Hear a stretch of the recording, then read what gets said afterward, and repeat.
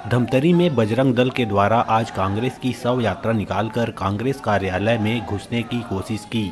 यह बताना लाजमी होगा कि कांग्रेस पार्टी ने कर्नाटक चुनावों के लिए घोषणा पत्र जारी करते समय बजरंग दल की तुलना देशद्रोही और आतंकी संगठन पीएफआई से किया है, जिसके विरोध में विश्व हिंदू परिषद एवं बजरंग दल द्वारा सदर मार्ग से कांग्रेस पार्टी की शव यात्रा निकालकर कांग्रेस कार्यालय राजीव भवन में घुसने की कोशिश की, मगर पुलिस प्रशासन ने किसी तरह उन्हें रोक लिया, जिसके बाद गांधी चौक पहुंचकर इन प्रदर्शनकारियों ने पुलिस के साथ झूमाझटकी के बाद कांग्रेस का पुतला जलाया।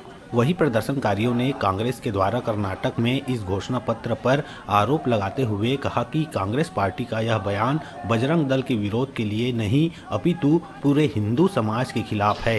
वही कांग्रेस कार्यालय राजीव भवन में बजरंग दल व विश्व हिंदू परिषद कार्यकर्ताओं द्वारा जबरन घुसने की कोशिश करने पर कांग्रेसियों ने इस बात की कड़ी निंदा की है। साथ ही पुलिस प्रशासन से शिकायत करने की भी बात कही गई। पत्र कांग्रेस ने जारी किया था, जिसमें बजरंग दल को पीएफआई जैसे आतंकवादी और देश विरोधी संगठन से कंपेयर किया। उसके विरोध में आज बजरंग दल ने छत्तीसगढ़ के हर एक जिला में पुतला दहन का कार्यक्रम रखा था।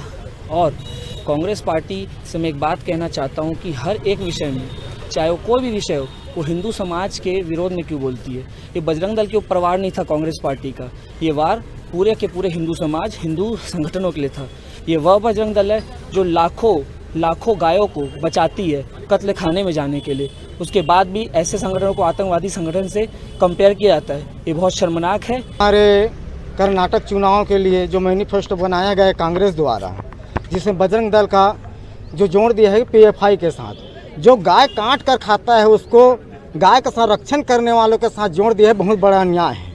हम यही देखते हैं कि बजरंग दल आज देश में कोई भी विपदा या कोई चीज़ आता है, वहाँ बजरंग दल खड़े होकर जितना भी हमारे साथी है, हमारे समाज है, उसके हित के लिए हमेशा कार्य करता है। जो भी मुसीबत हो उसमें कार्य करता है। आज पीएफआई का कोई यह नहीं है, कोई अस्तित्व नहीं है, कोई संगठन जैसे कि जो सही कार्य करे देश के लिए या जनता के लिए, उसके साथ बजरंग दल को जोड़ना बहुत बड़े है, हमारे देश का भी अपमान है।